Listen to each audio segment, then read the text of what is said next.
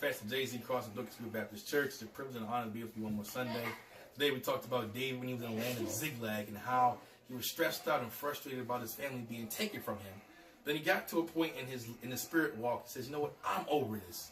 And I just want to talk to you today about just getting over your situations, that knowing that there's still hope in there, and as long as it's still alive, God is with you. I hope you get something out of this word. This is Pastor Jay-Z Cross at Douglasville Baptist Church, where charity is key. Bless you.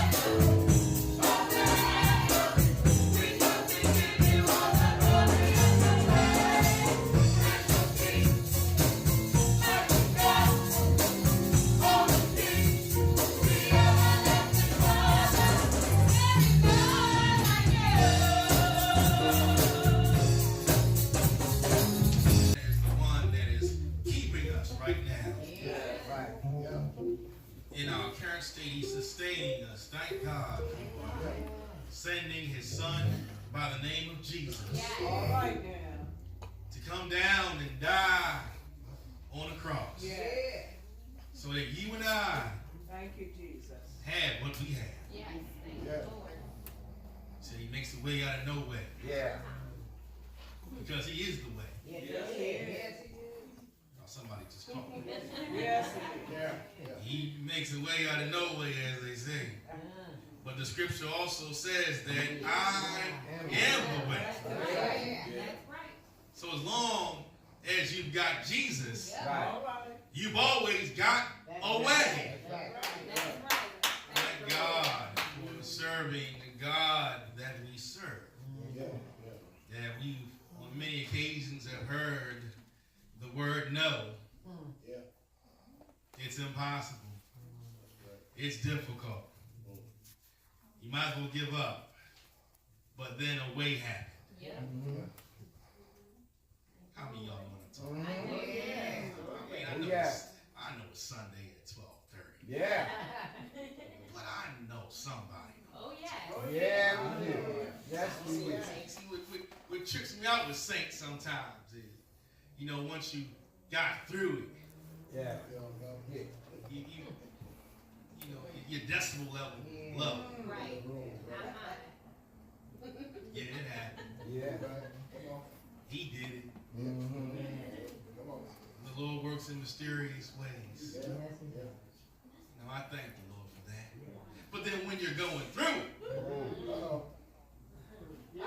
you turn the volume all the way up. Lord, I need you to hear me right now. Go through a whole box of Kleenex. Everything is got to be loud. Lord, I need you to hear me right now. You don't care about who looking at you. Don't care who talking about you. Because in your present state, you need to act out the ordinary. So that you get God's attention, although he do see you anyway.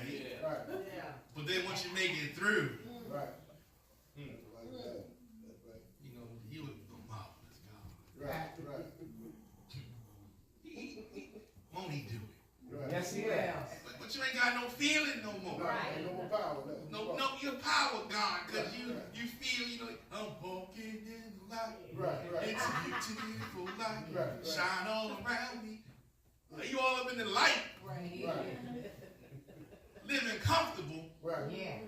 But you ain't got no more power because you ain't going through something. That's why God sometimes, for certain saints, got to keep sending them storms. Right. That's right. To keep some of us in line, because if we ain't have no storms, then we be losing our power. Somebody need to go ahead and evaluate themselves. Right. Because and that's what's so marvelous about God, is because he knows us individually. That some people, he don't have to send the storm, they can still ignite a fire. But he knows that certain ones of us need to continue to have things go on in life to keep our fire burning. Oh, somebody here. To keep us on our wits' end, because he knows that we've got to always stay in something to stay in him.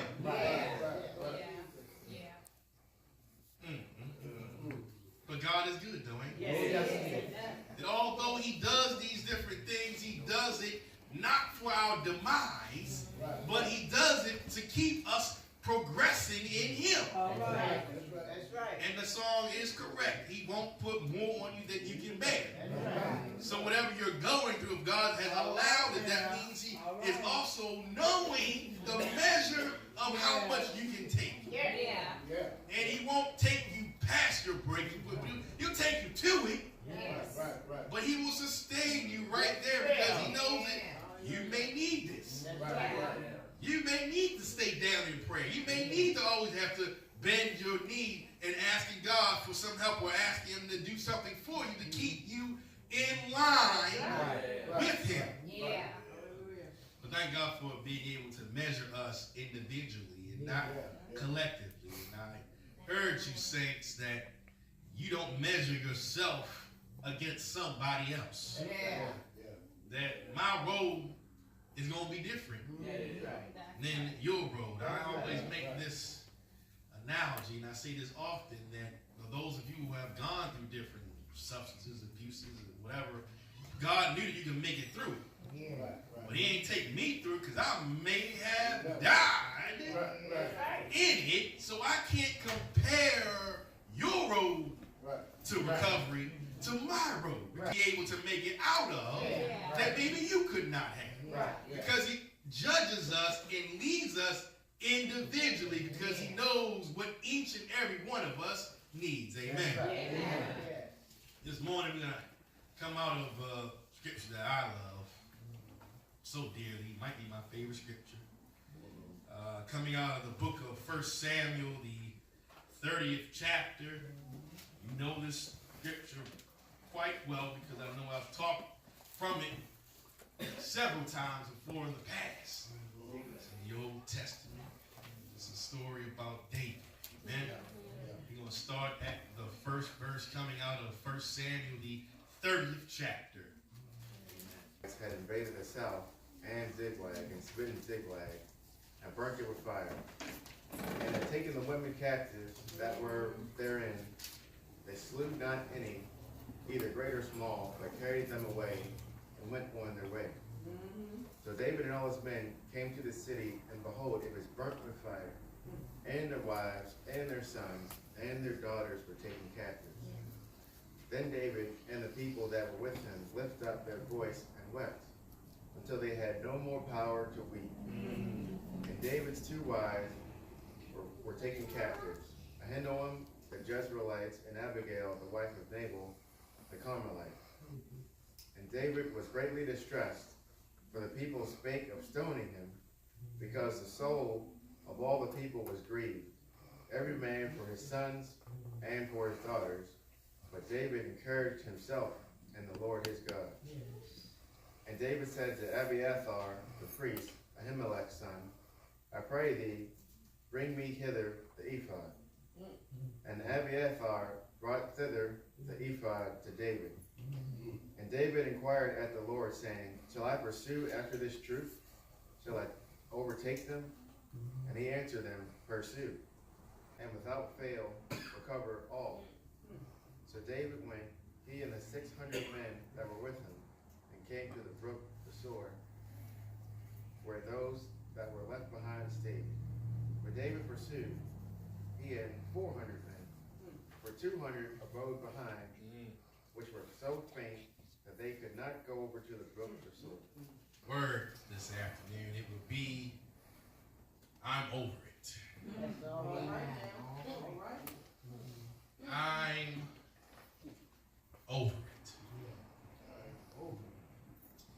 You gotta get to that point in church where you can say, I'm over it. It may be difficult for you to get to that point, but that should be your goal. Yeah. That in whatever struggle you are in, your goal is to say, I'm over it.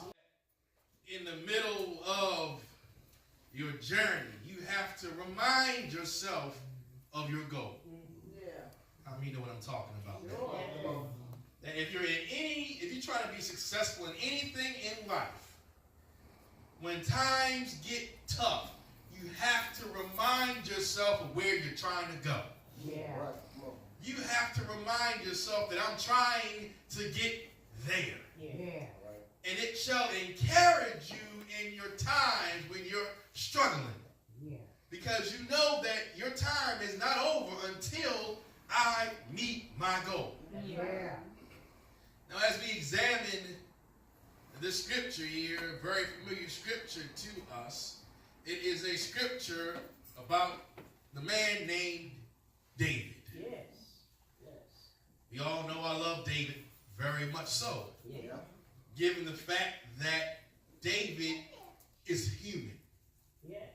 And he has no problem with exposing his humanity. Yeah, right. He has no problem with telling somebody, I have sinned. And I have asked for forgiveness. He has no problem with exposing the darkness in his life so that someone else can have light and learn from his mistakes. That's right. He was quick to ask for repentance anytime he found himself outside of the realms of God. He was quick to go down and say, Lord, please forgive me. And examine me from the top of my head to the sole of my feet, because I don't want to do you wrong again. Yeah. David really loved the Lord. Yes, it is. Because even when he was outside of the bounds of him, he said, Lord, restore to me the joy. Because I have broken our relationship. And I've cheated on you, Lord. And I'm coming to ask for forgiveness. Because he knew that he was not whole without God. That's right. That's right. And he knew that as long as he continued to sin, it was severing his connection with God. That's right. So whenever he found himself in trouble, he was quick to get down to ask for forgiveness. Yeah. Right. But we also know that David was also a warrior. Yeah. He had no problems picking up a sword. Right. He had no problems going to fight. We know he fought a giant and was successful. He fought a lion and was successful. He fought a bear and he was successful. So he knew what war was. Yeah. Right. But one thing that we will touch in later on in this sermon is David knew what he had and how he knew how to use it. Yeah. So he knew that God protected him in a bear. Yeah. And he knew how he protected them in a lion. Yeah. And for those of you who know your scripture, even when it was time to go fight Goliath, he said to Saul, well, he protected me then. That's right. So he always keeps in the forefront of his mind his reference point of how he knows his God. Yeah. And he knows how to apply that reference to whatever struggle that he is in. Yeah. Right. David is someone who knows the protocol, so to speak, of how to get to his Lord and Savior. Right. Oh, yeah. In the times of trouble, he consults him first. And then once God gives him an answer, he goes and pursues or does not pursue. Yeah. And in this scripture here, David was gone. He was helping out a man called Achish. And they were in the land of the Philistines. This is during a time where the relationship between him and Saul wasn't so cordial. And we all know that David was always on the run. Yes. And there came a point in time when a Philistine prince said, "Is that David that you're associating yourself with?"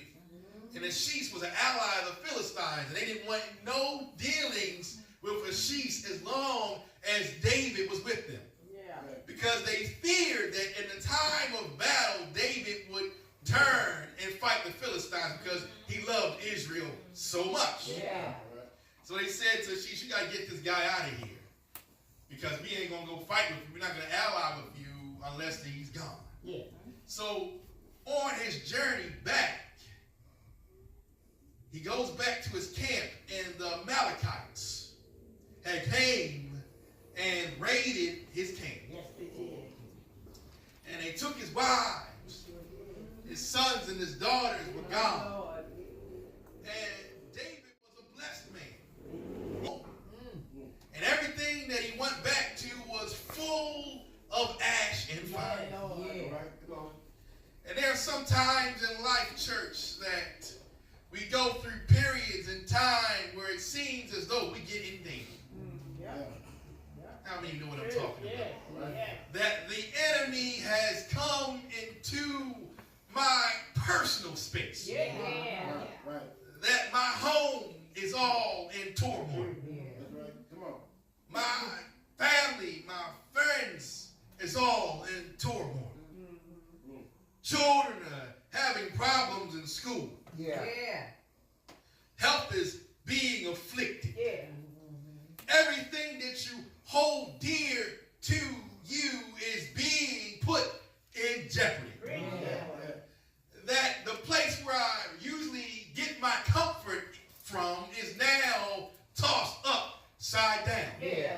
Come on. That in David's mind, as long as I get home, everything is all right.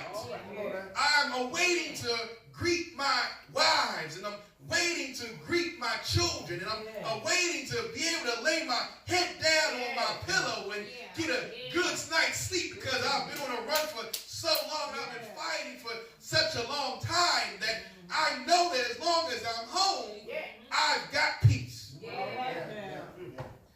And the enemy also knows, church, where your peace lies. He knows where you can go in the times of trouble, where you can just lay your head down and you know that just this point in time in life, everything is okay. Even if it's just like going back and watching your favorite TV show, putting in your favorite meal, and taking an hour for yourself, is that your peace? The enemy will try to mess up that 1 hour, that one meal, and that one TV show. The enemy tries to find anything that brings us comfort and tries to turn it upside down so that we have no peace or no tranquility. And he knew that once David got home, he was going to be a happy man, and he was going to be able to enjoy the fruits of his labor because he was still a rich man. So the enemy comes and attacks while he was gone. All right. And many times the enemy does the same thing through the saints of God by messing with family members. That's right. Am I talking to somebody this afternoon? That I know that oh Lord, this ain't going to happen if they're on God. They knew that if David was there in the camp, this would not go down. That's right. They knew that if that warrior David was there, the Amalekites would not have the success that they had during the time that David was gone. And many times, even in our own Christian walk, when we are out there dealing with certain things in our own personal life, the enemy will go and attack some things that are attached to us to cause us some stress. Right. If I can't get them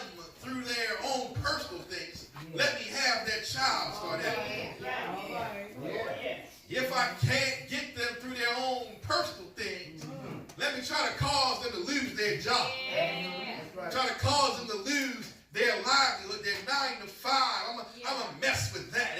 If it's not their own personal things, let me get in their marriage and have their husband or their wife act up and make it so they don't want to come back home. And I know what I'm talking about right now. That we're going through certain things in life that Satan will try to attack the things that make us feel good, so that we are constantly in distress, that we are constantly frustrated. If I can't go through a spouse, then let me go through a father. Let me have them go and mess their life up and cause it to pour down on your own frustration. Now, if I can't get a father, then I'm going to go and mess with a mother and have her go through certain things that cause you to distress in your mind and stress in your feelings, because he knows if he messes with your emotions. Am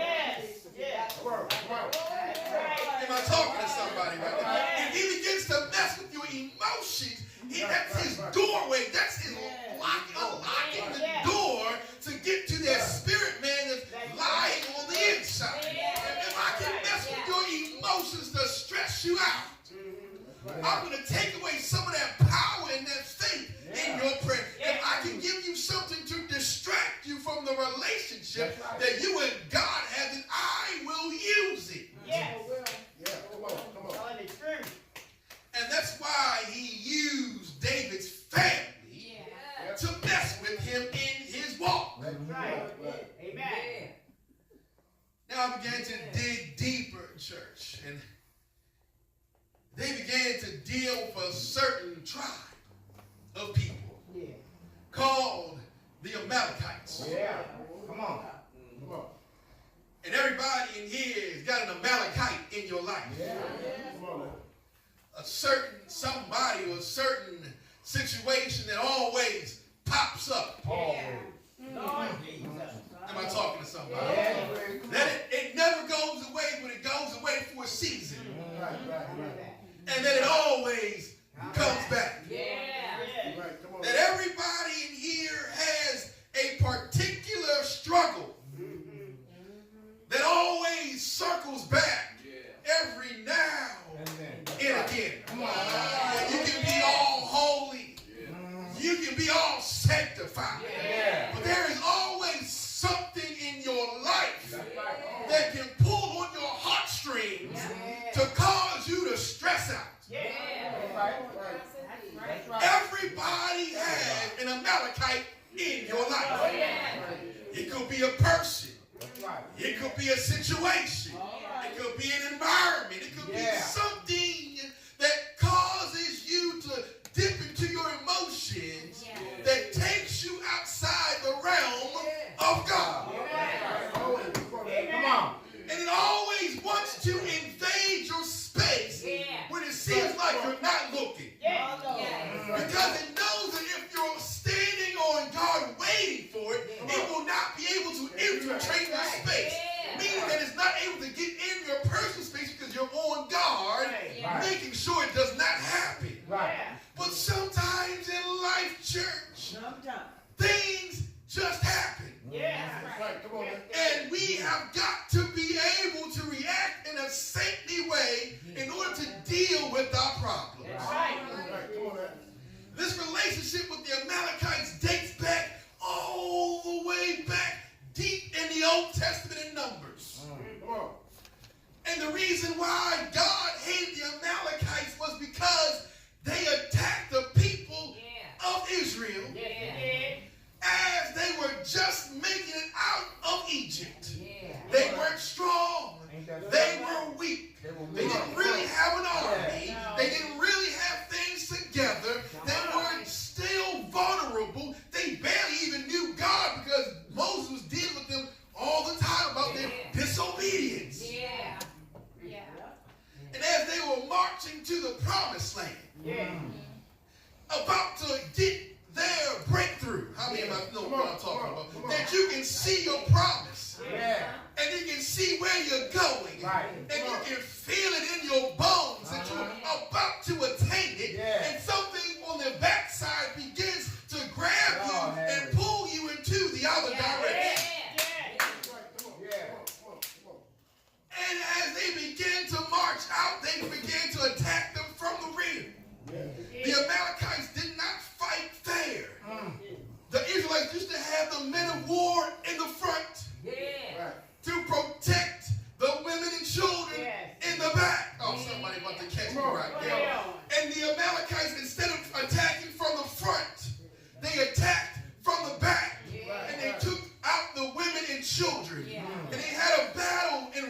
them. And Moses was up on the top, and he began to look down on the war that was pursuing. And as long as his arms were laid up, the Israelites began to win.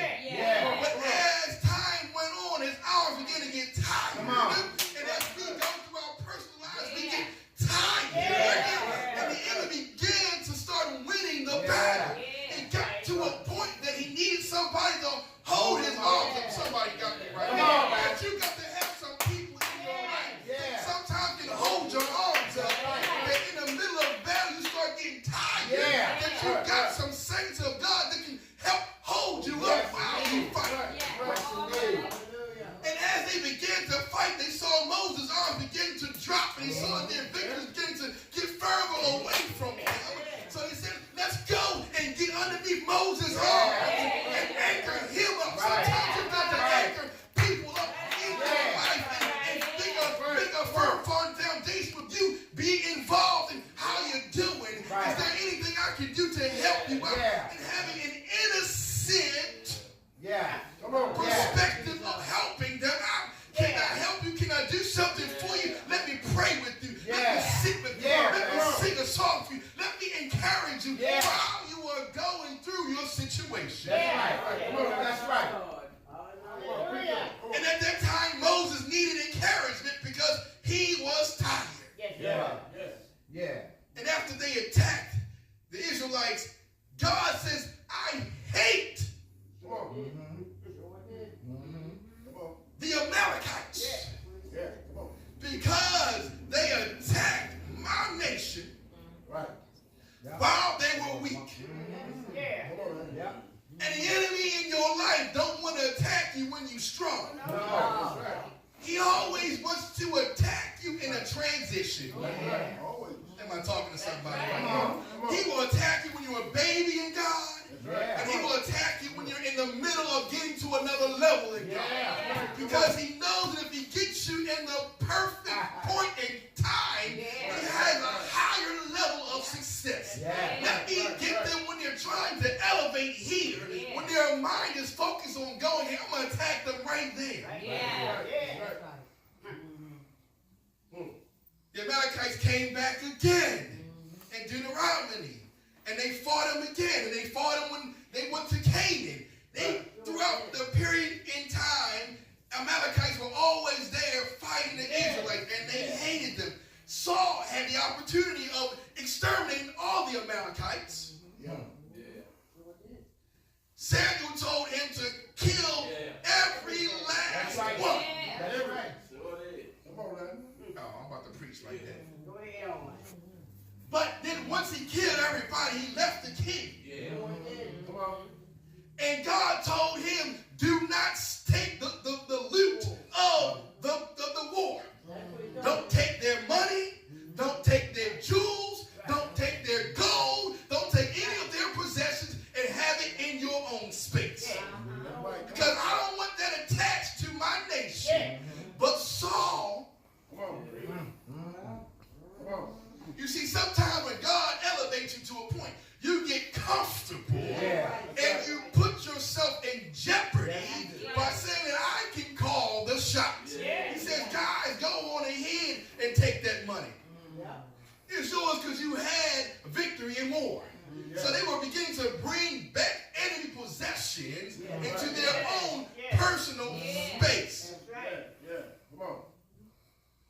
Then Samuel killed the man, killed the king himself, and says, Saul, you pretty much have nothing to do with God because you do not pay attention to God. And let me drop this on your spirit, church. If you don't kill your enemies, the enemies will always come back. Because Saul didn't take care of his business, the Amalekites were still around. And now they started going to David to mess with him. Many times we feel as though if there's no war won't happen. I'm good because it's all quiet on the Western Front. Somebody about to get all up in you now. That I'm so confident in God that they've seen what God can do. That they won't dare come attack me again. That I'm so rooted in Him so sanctified in him that they saw what God did through me a year ago, that they won't dare come attack me again. You get too confident in your space that you forget your place. And your place is not God. God rules everything. So Saul didn't take care of his business. Now the Amalekites are coming to David.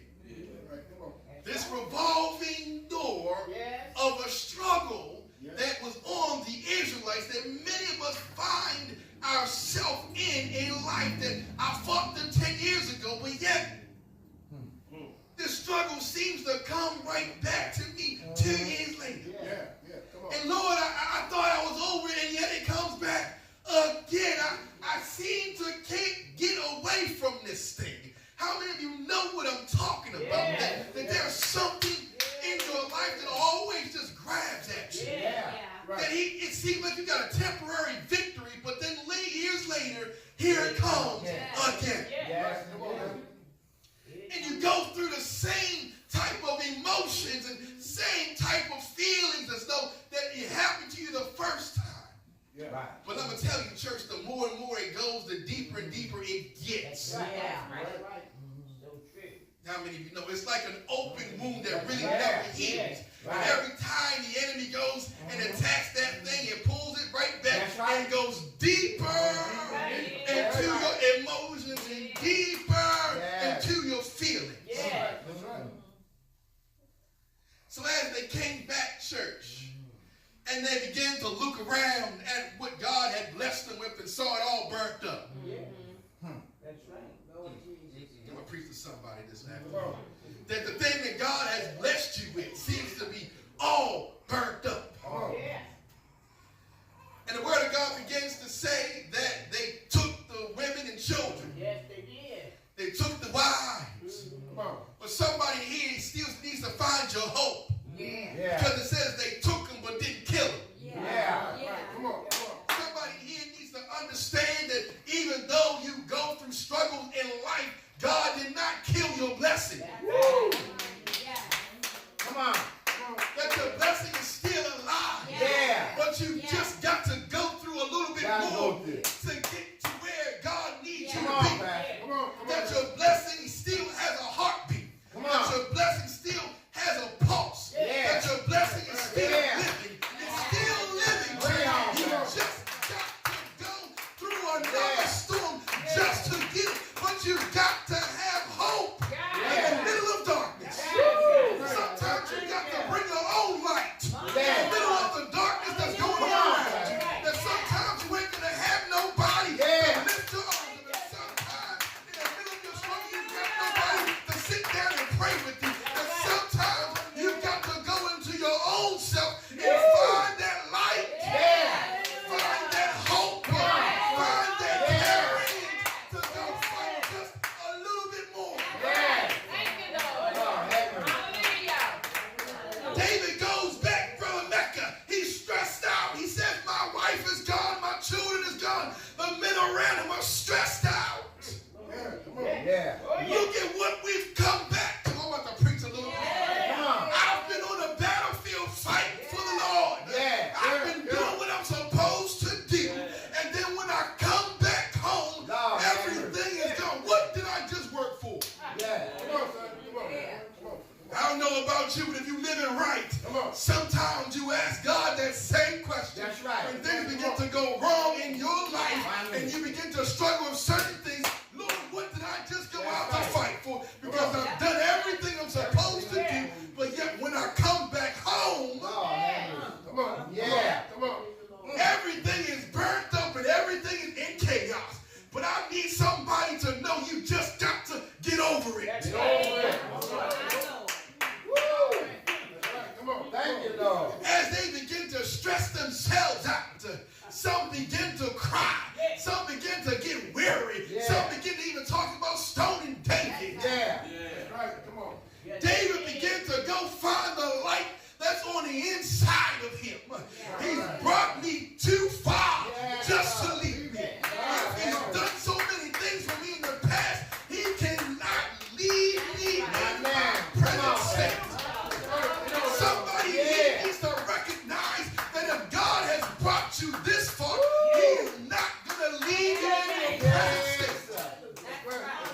Come on, brother. So he's looking around and his men ain't giving him no help.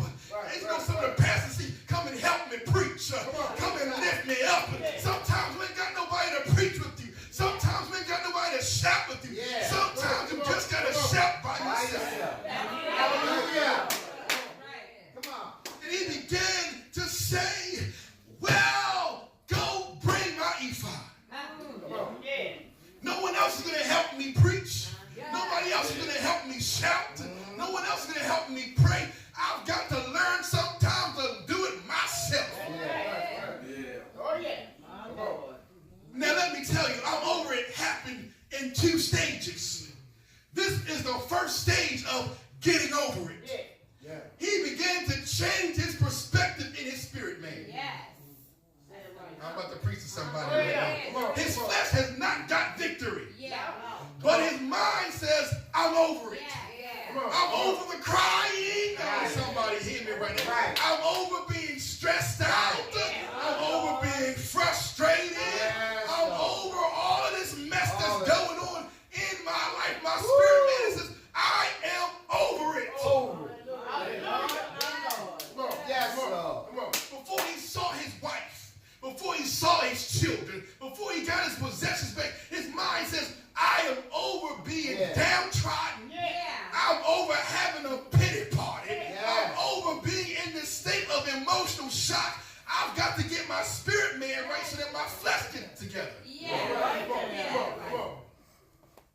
They talked about stoning him. He's talking about praising. Somebody here needs to know what I'm talking about right now. The enemy and even some of your people may be trying to throw stones at you, but you've got to learn how to praise the Lord even in the midst of all of that, because somebody knows that God catches fire.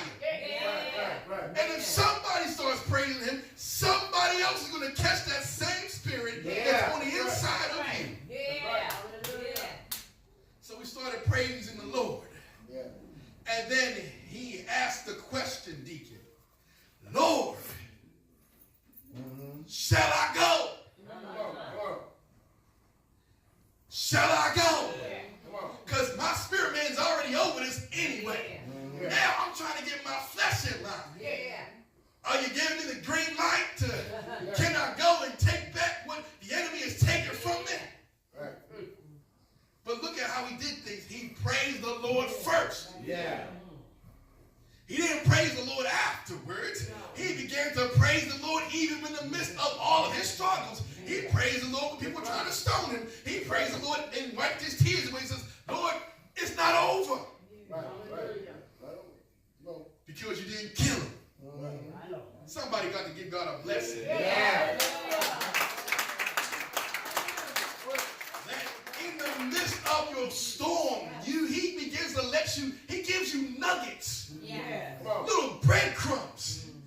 If you are perceptive, you will see them. If he says, I didn't kill him, that means you still got hope. If I didn't take it off this world, then that means you still got a reason to have some encouragement. Somebody wants to get the blessing right there. If he didn't take it out, that means the story is not over yet. There must be something on the other side. But all the enemy's trying to do is distract you from seeing what God is trying to do. He wants you to see your whole place burnt up. He wants you to see the wreckage of what the enemy can do. But he does not want you to see the blessing is still living. But David saw that my wife is still alive. He saw that my son is still alive. The only thing that is separating me from them is me actually going in to get them. Now check this out, church. God will protect your investments. Even while the enemy had them in their camp, no harm was done to them. Somebody here needs to understand it. Even in the middle of your struggles, God is protecting the things that you have been praying for. And although you have not physically attained it, God is still protecting it.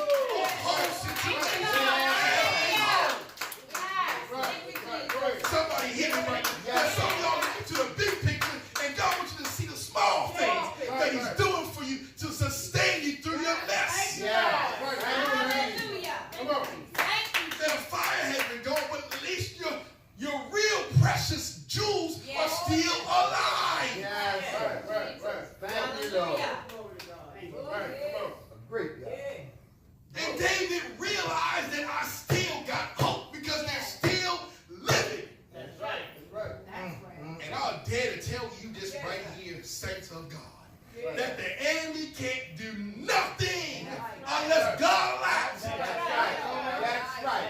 Come on now. Oh, somebody need to get a shout for God right now. That although the enemy may have the things that were so far, God will not allow the enemy to kill the things that God has blessed you with, because whatever the enemy does, it still has to get the okay from who? God. Wow. Yeah. So you should be encouraged in the middle of your struggles just by knowing that it can only go but for so far, because God is in control. God is in control. Hallelujah. So as he encouraged himself and put his ephod on, and he started talking to God, and he says, shall I pursue? He's already encouraged. He's ready to go fight. Yeah.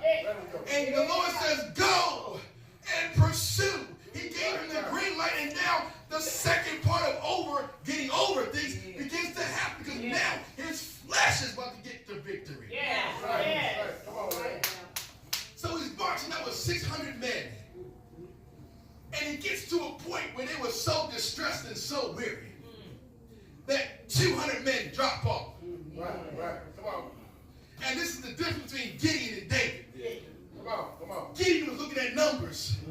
David was looking at his calling. Right. If God told me to do something, then I know he's going to provide whatever I need of somebody here.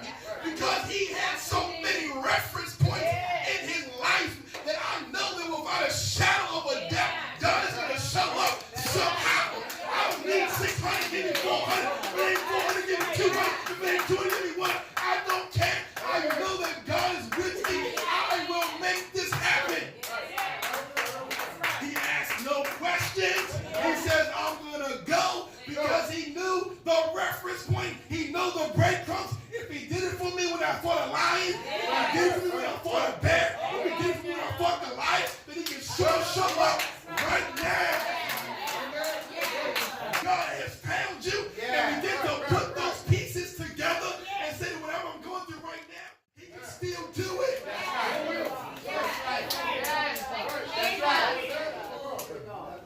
David was not scared of what was coming before him, because he knew that if I've got a God before me, he is more than the whole world against me. And what I'm struggling with, as long as I put God on it, it's all good.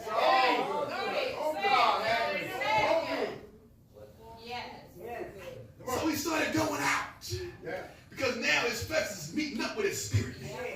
And I know that in David's heart he begins to get excited. Because you know when you start feeling God moving, you start getting that feeling in your bones. Jeremiah said it's like fire. Shut up in my bones. And David begins to feel the Spirit of God about to move in him. And he begins to get excited. Hallelujah. He met a man on his way, an Egyptian man. And he said, I need to find out who took my family. God will introduce you to the right people to get to where you ought to be. God will provide you with the measures and provisions to have your earthly desires. Somebody in your walking that you got in certain places in your life because something just happened. It didn't come from the sky. It didn't just drop. It was just not a coincidence. It was God beginning to link up your needs through your prayer. So they just invaded a place from the south. He started giving David the information that he needed to prepare him for his next fight. And he told him exactly where the Amalekites were. And the Amalekites, when they got there, they was back there eating. And they was drinking. And they was having a good old time. The same way your enemies are. If they seem as though they got you. I got them crying. I've got their emotions all messed up. They all stressed out. They all frustrated. Look at all infighting. They can't get along no more. I'm having a field day. They had their feet kicked up. Yeah. Mm-hmm. Come on. And then with 400 men, not a lot of men, but they had a very big God. Yeah. They went, and it's the word of God said they slew them from the twilight to the sunset. All David did was slew everything from the time the sun came up to the time the sun went down. And God will have the same type of victory in your life. That there's a time when you're out there slaying everything from the time you wake up to the time the sun goes down. Gave it right back to David. His wife was healthy. His children was healthy. The men's wives were healthy. Their children were healthy. Everything that was in their possessions was back in store. And guess what? They took some of the Amalekite stuff too. That's right. Load it up. That's all right. Because David got in his mind, Yeah. I'm over it. Yes. You've got to get to a point in your life that you get tired of having a pity party. There is a time for mourning, but then there's a time that you've got to get up and dust yourself off and go back and take back what's been taken from you. That's right. I need some more hand claps. Yes, Because if you ain't clapping your hands, that means you are settling for the pity party and allowing the enemy to start all over again. You can't settle for the enemy having victory over you. There's a time when you gotta cry now. Don't get me wrong, saints do cry. But then there's a time when you got to go take the Kleenex box out and wipe your tears away. And even sometimes you gotta fight with tears coming down. But as long as you moving your sword, the Lord is moving in your favor. It's not the tears, it's the mindset that I am over this thing. You're gonna always have to war with your feelings. But as long as your mindset is I'm over it,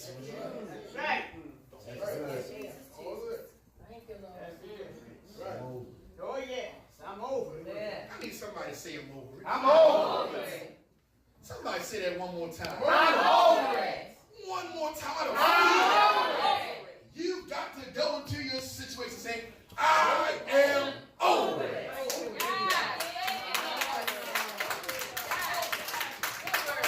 I've always wanted to do this. I'm getting a little closer. Because when you're truly over it, and you know there's times in that they do one thing, and they're completely done. They do something called drop the mic. And when you are truly over it, the comedian drops the mic, he don't go back to pick it back up. He leaves it where it belongs. And when you're truly over it,